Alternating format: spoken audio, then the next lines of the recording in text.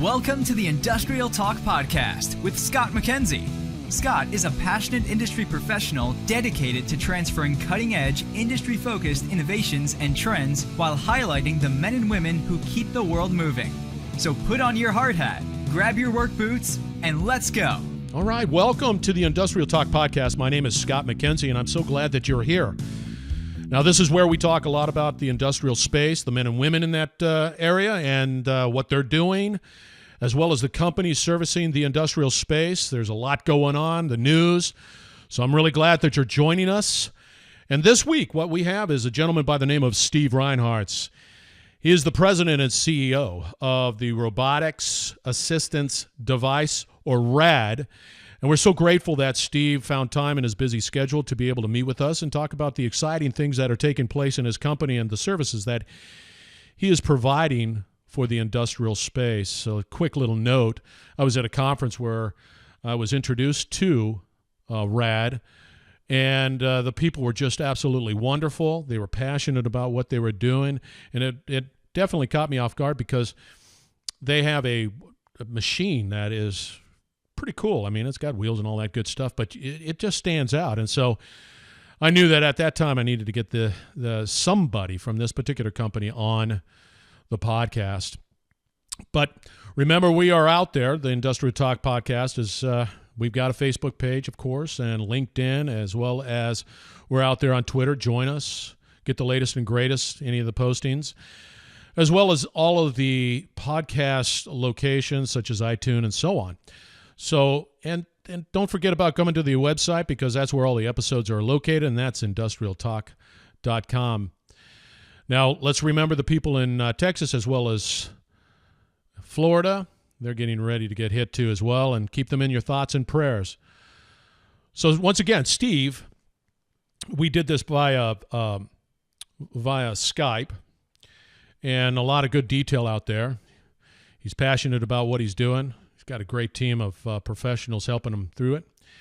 And without further ado, I'd like to introduce you to Steve Reinharz, the president and CEO of Robotic Assistance Devices. All right, I'm here with a Mr. Steve Reinharz. He's the president and CEO of Robotic Assistance Devices. Is that RAD there, Steve? Yes, sir. RAD, now, is it easier to use RAD? It is. Well, much easier to use go RAD. ahead. Yeah, we have the longest company name with the shortest abbreviation. So it's when I've sent emails and I have to be very careful at looking at the domain just to make sure that I don't mess that up. That's most definitely. Now, you oversee the development and sales and marketing and strategic vision for the company. And you've got over 20 years of experience in various facets of the high-tech industry. You were the founder of a security integration firm called Security Zone, and a strategic leader at Global Enterprises. Very cool. You got a heck of a resume here. Now, Steve, for our listeners, how did this RAD company come about? Yeah, RAD came about. Listen, RAD is almost like accumulation of what I feel is a bit of my life's work, and I know it sounds incredibly dramatic to make that statement, but when I put the pieces together and I look back at the book that I wrote when I was 19 years old, before any of this even existed. And I think about how I wrote about artificial intelligence back then, and then how I went and created a career in security, keeping my eyes open to kind of be able to execute a vision of robotics and security. And it just came together with the S&P S5. So it's kind of how it all came together. At age 19, you decided that you wanted to write a book, which is available right now at Amazon.com, right? And it's called Artificial Intelligence by yours truly, Steve Reinharz. Now, that's now at 19, when I was 19, I definitely was not writing a book. I was doing stuff on my 57 Chevy pickup and so on and so forth. But sure, you, of course, wrote a book, and most definitely that was fortuitous, just because mercy. At that age, you're looking at artificial intelligence, and so let me ask you this. So you start this company, Rad, and why? Just give me an explanation as to why it's important for this company to be a part of the industrial space. Sure.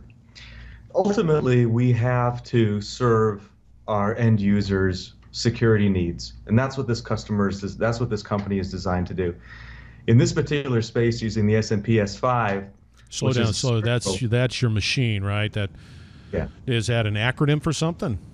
No, it's S&P. That's the name of the base manufacturer of it that we partner with to add our technology onto it in order to create the North American commercialized security robot. Got it. So we have, thousands of security directors, hundreds of thousands of security guards. We've got critical infrastructure in power, water, waste, all different kinds of areas. And it's our job, it's our responsibility as a security industry to secure that space as well as possible. And as an industry, we use stuff like cameras, access control, license plate readers, all different types of tools. The security robot is one more tool that gets put into that toolbox for security directors to use. Now, this tool that you talk about, is it programmable? Absolutely. It's programmable on a multitude of levels. What we have is we have a mobile communications and surveillance platform. That's what the S&P S5 is. What Rad does is we then take that platform, we add all kinds of things to it, such as the communications. We do the programming. We add some of our proprietary artificial intelligence elements to it. But it's all it's kind of a product that out of the box is ready to go, and then we work with the client to put some finishing touches on it to integrate it into their systems if that's what they want. The ability to be able to program it. Let me ask you this. So let's say I'm a plant manager at a very large location, and right now I've got a workforce of how many security people, and you've got the parameters, you got the vehicles, you've got to be able to go around and of course check those locations. Why would I be interested in this particular service? Great question. So you're a plant manager. One of your key responsibilities is the resiliency and security of the plant, right? You're responsible to make sure that you're going to get the output that you've been assigned to get. Part of that is making sure the facility is secure and it's going to continue to operate. So what you do is you hire guards, you install cameras, you use different tools from the toolbox. What we're saying is that adding a security robot into that toolbox and onto that site is going to give you some significant benefits. One of those benefits is going to be improved performance. The security robot can spot people at up to 250 feet in a 360-degree space around the robot. That's an incredible performance enhancement over alternate methods. Additionally, as a plant manager, you've got responsibilities to also reduce cost as much as possible, or in some cases where you don't need to necessarily reduce cost, you want to maximize the value of the spend that you've been allowed to do. Security robot will come in and provide 24 hours of coverage, 24 hours of work in different settings at an amazing cost. Along those lines, you have choices as to whether to capitalize or keep that expense in the OPEX column, which is, again, a good thing to have an option to work with if you're the plant manager. There's more benefits as well. Well, let me ask you this. So as a plant manager, so I've got three value propositions here, and of course there's definitely more. We've got my obligation to improve the security, always improve the security of the plant. Two, the improved performance. Let's just say that your tool, your asset there is able to locate and see things at a much greater distance before any real problems occur. And then, of course, The third and big time driver is the reduction of costs over your OpEx, like you said, your reduction of costs. And is there a rule of thumb, Steve, on the size, or I would imagine that your system says, okay, if I've got a how many acre facility, how many of these systems do I need to properly protect the perimeter or whatever it might be? Do you have some sort of rule of thumb on this particular tool? We don't have a rule of thumb. The decision would be made based on other systems that are already in place, based on the value or criticality of the asset trying to be protected, based on other environmental factors. Can robots run around those areas? Those types of things. So it's very custom on a site-by-site basis. So your company provides those services for other companies to say, okay, I see your existing, your as-is security solution, and then draw up a customized solution for lack of a better, your to-be future security strategy. Yeah, and it kind of works as a partnership. So we'll work with, let's say, that plant manager and their staff, understand what they have, they'll understand what we have, and we'll work together to create the implementation of the security robot on site. What's a typical implementation time, plus or minus? 1 or 2 days, That's it? Generally, yeah, that's it. Yeah, the technology in the robot is pretty spectacular, but implementation doesn't take that long. What we'll want to do is we'll want to generally stay on site beforehand and afterwards, working with the staff, making sure everything's going smoothly. Wow, that's a fast turnaround, and for me as the plant manager, back to the plant manager analogy, what will I see outside of those three points? What would I see just sort of immediately? Just a secure environment, just sort of, I say, yes, let's go do it. What do I see on day 2, 3, 4, 5, and so on? One of the first things you're going to see, besides the fact that you're going to see a very beautiful robot running around your site. Yeah, it's gorgeous. I've seen it. It's absolutely stunning. It really is. How do you keep people from jumping on it and wanting to ride it around at the same time? I have a long-standing joke that our revenue model should be $5 per selfie and $20 per ride. Because it's tempting because it's set up that way for you to say, "Look, I can sit right there." It is. So the first thing you're going to see as plant managers, you're going to get a little application. You're going to get a website to hit on your mobile phone or on your desktop computer, and on that you're going to have the location of the robot visualized, which is going to be very fun for you. Not only that, but using that same application, you're going to be able to enter in a string of dates in the filter box. So you can say, hey, where was my robot yesterday at noon or between noon and 1? And that's good information to have if you need to understand what data is available on the robot that you may then want to retrieve. Programmability, let's say I've got a fairly large site, and that site has, I'm sure this is not a technical term, but it's dipsy doodles and all the other challenges that exist on an industrial site. How does your robot, how do you program it, and how does it get around that site? Great question. So there's a variety of different challenges on every site, right? Let's talk about the easy ones first. The easy ones first would be what I would consider environmental challenges. This is different types of terrain. These are curbs. These are speed bumps. This is dirt, gravel, crushed rock, grass, whatever it might be. All those environmental obstacles are incredibly easy for the robot to traverse. So let's cross those challenges off as challenges. Those are just part and parcel with what we're able to do. Now let's talk about the word that you're using, which is program, which I'm going to say we don't actually program the robots, we train the robots. Because we're working with artificial intelligence enabled devices, the process and the nomenclature is a little bit different. So what we do to train the robot is we'll drive the robot around the path or the patrol that we want it to perform. And we can have multiple paths and multiple patrols and mix and match and do whatever it is that we want to do on a particular site.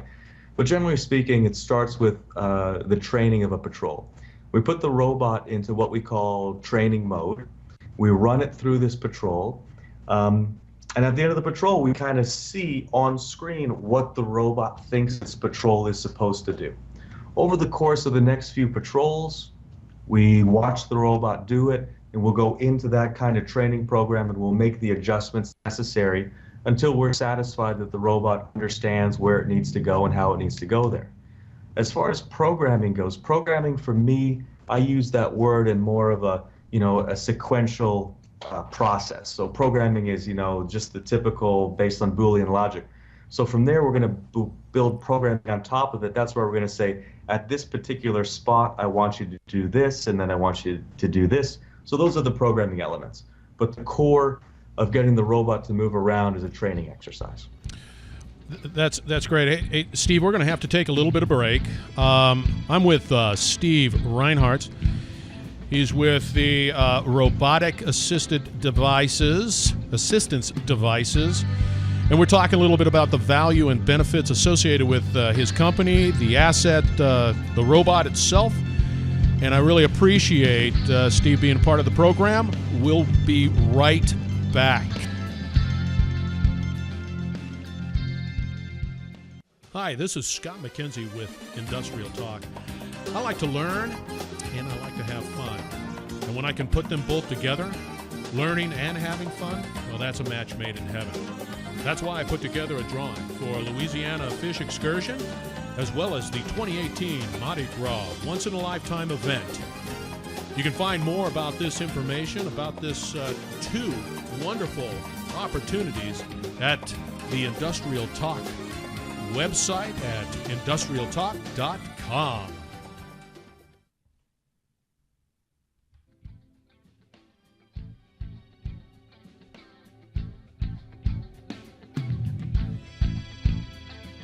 All right, we're back, and really, once again, I appreciate Mr. Steve being here and shedding some really great content on the today's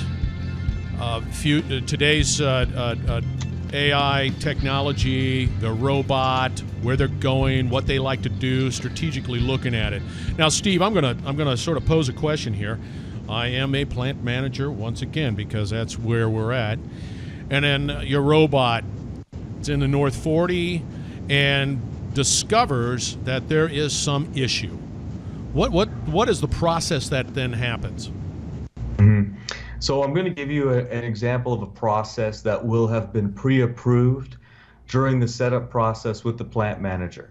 So the process itself, can be changed depending on what the plant manager wants. But just playing along with the scenario, I'll share with you what I would expect would happen. Upon identification of the anomaly or the human, the robot is going to issue over its loudspeaker an autonomous challenge to the person.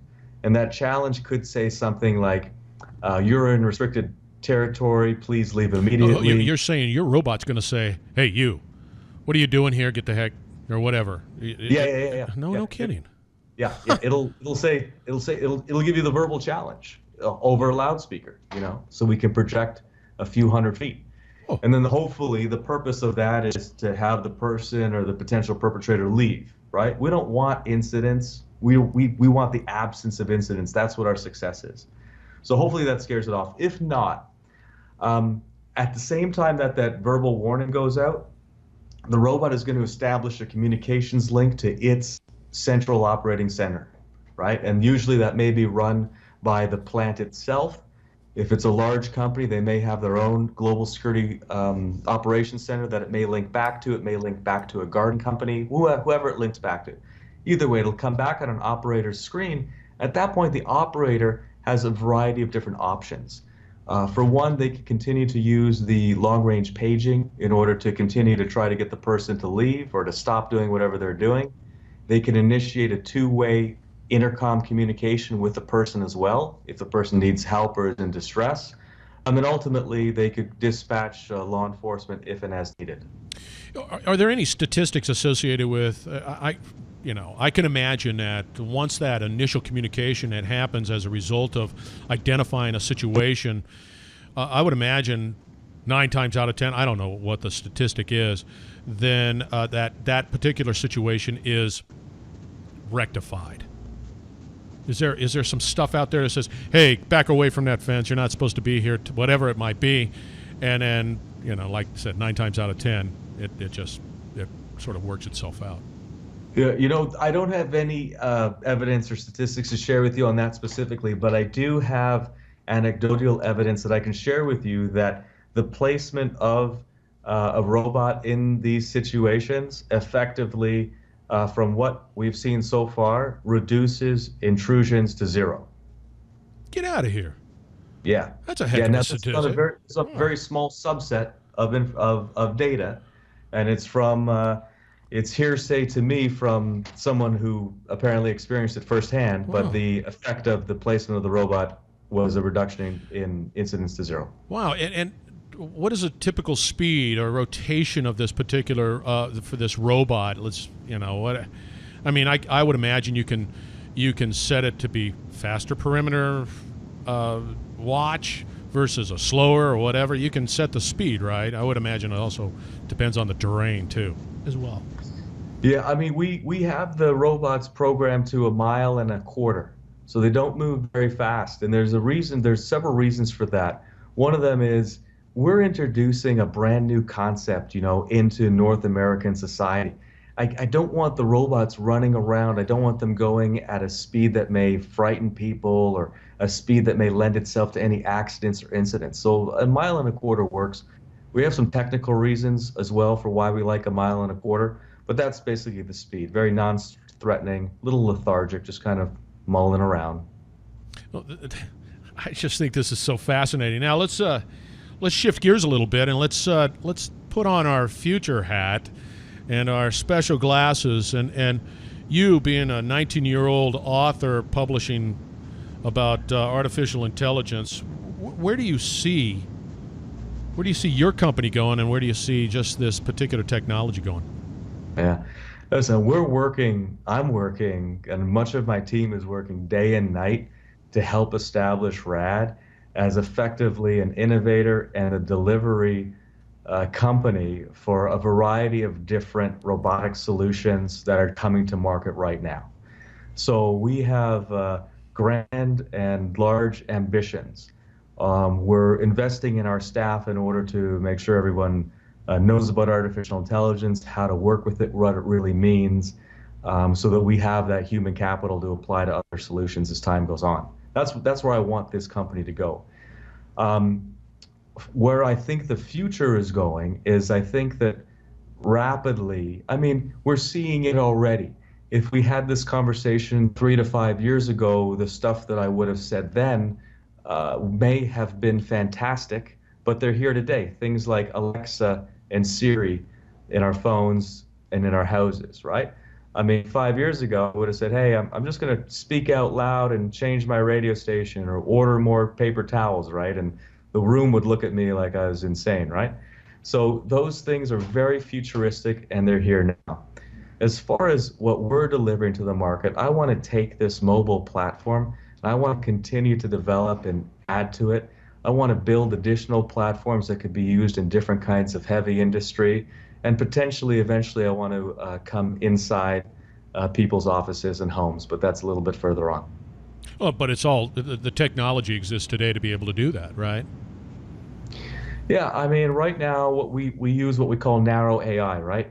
So there's general AI, which would be somewhat considered as trying to mimic a human, and there's narrow AI, which is what we use, which is artificial intelligent systems that are specifically built for certain tasks. So for instance, our navigation has many AI elements in it.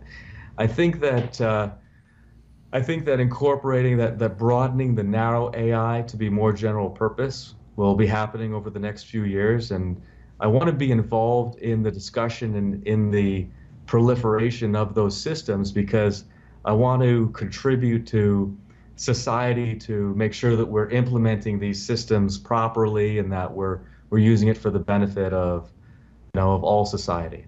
As again, grand as that sounds. Well, no, that's a great vision, and I have to ask the question just because it has been in the news a little bit, and there has been some general discussions on how AI will impact the future of workers, and how does your tool today? From what I gather, just so that I understand, Steve, is that it's a marriage between the person, the human aspect, and this particular tool. Is that correct? Yes. Yes. Now, how do you deal with the pushback that, that individual or that robot has taken a job, for lack of a better term? Sure. A common question. Very common question. So I don't want to be common, Steve. I want to be cutting edge here. Throw me a curveball, Scott, or something. No, I'm not going to do that. You know that. No. I'm all queued up for this one. Yeah. Listen, robotics and artificial intelligence are an extension and an expansion of humans' drive towards automation, right? We've been doing it. I use this example frequently because I find it hits hard pretty quickly. 1,000 years ago, 95% of humanity was involved in food production, right? Just creating the basic needs for human survival. Today, 5% of humanity are involved in food production, and our population has increased, I don't know, 50-fold, 100-fold, right? So automatically, what that says to me is that we managed to automate our most essential item, right? Providing food. We've automated it. We've freed up billions of jobs, and yet we still have record low unemployment, at least in the Western countries, right? So I really want to work hard to dispel common myths that robots are going to replace people's jobs. Because, let me rephrase that. Robots do replace people's jobs. There's no doubt about it, and anyone who says anything differently is not being truthful. But what humans are really good at is creating new jobs. Let's take bank tellers as another amazing example. The past 35 years, banks have been installing hundreds of thousands of automated teller machines, right? Meanwhile, if you compare the labor statistics in banks from the time the ATM was launched to today, believe it or not, we have more bank tellers, we have more ATMs and more bank tellers. Employment increased. There's many such stories across various industries. But ultimately, it comes down to having faith in humanity that will create new jobs. That's a great analogy, and I know for me personally, I'm a big fan of the ATM, and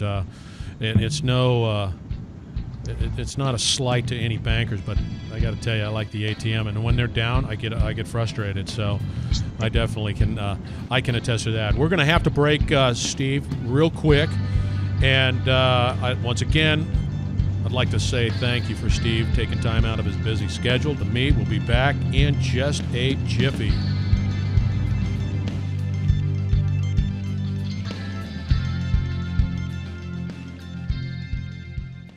Hey, once again, this is Scott McKenzie with Industrial Talk. If you like what you're listening to, please feel free to sign up for the free podcast as well as the blogs. I'll try to keep it all relevant to your business and hopefully be able to provide some insight into what we do at Industrial Talk and what you do as a professional. Hope to see you soon. Thank you.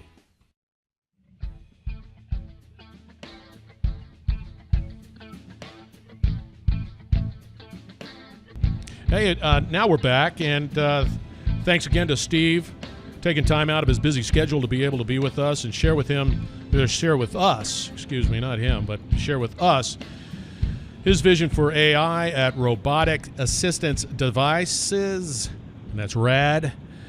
Now, Steve, as we wrap it up, tell me, why me? Why, once again, plant manager, VP of operations, the biggest thinking guy in the world, why would I go with Rad in this particular situation? Tell me. Fantastic. 3 easy reasons. First one is perform better services to the company that you work for, right? Deliver better security performance. That's the reason number 1. Reason number 2, save a little bit of money. Take some money and assign it to another useful task within the company. And the third reason is well, I don't know. Those 2 reasons should be enough, right? Well, yeah, and I think that me as a I guess, a vested shareholder into the company or whatever it might be, I think that security and being able to make sure that that is the priority, I think that that's real important, that the security of the facility is at its top. So right. That's good. Now, Steve, I'm going to run through some stuff. If you guys need to get a hold of this guy, because I'll tell you right now, he's got his finger on the pulse of things that are going to be taking place in the future. Highly recommend it. They will hear from me many times because I think that they're looking at the future. The strategic vision of this particular company is just rock solid. You can, of course, go out to their website, and that is, it's going to be long, Robotics Assistance Devices. Now, I'm not going to spell that, but you know what I'm getting at right there. And then, of course, they've got a blog, which is really pretty cool, too. And it's at that same location, but it's under news and events to get the latest and greatest. But also, Steve has a Twitter account that's at Steve Reinharz. That's SteveReinharz. Now, there's another one called Radbot Security. That's RADBOT Security. And then let's see. Then we got, of course, their Facebook account. Most definitely fantastic. Go out to Facebook. Look for Rad. They're out there too, and of course they got a LinkedIn account too. And I think I just lost them. But anyway, I'll tell you one thing. What we're going to do is we're going to wrap it up now, and I appreciate Steve and all the other members out there that I met out at the Lake Charles event. And well, thank you very much, Steve. I really appreciate your time. I think we lost you a little bit on Skype, but it's all good. I hope you heard everything. But there are plenty of ways to get a hold of you, right? And I don't blame you. I think that that is a must. So thank you, Steve. Really appreciate it. Thanks, Scott. I enjoyed your time. Appreciate it. No, the pleasure is definitely all ours. Most definitely. So we're going to wrap it up, and we're going to be coming back after the break and just summarize some of the things that we talked about. Thank you very much.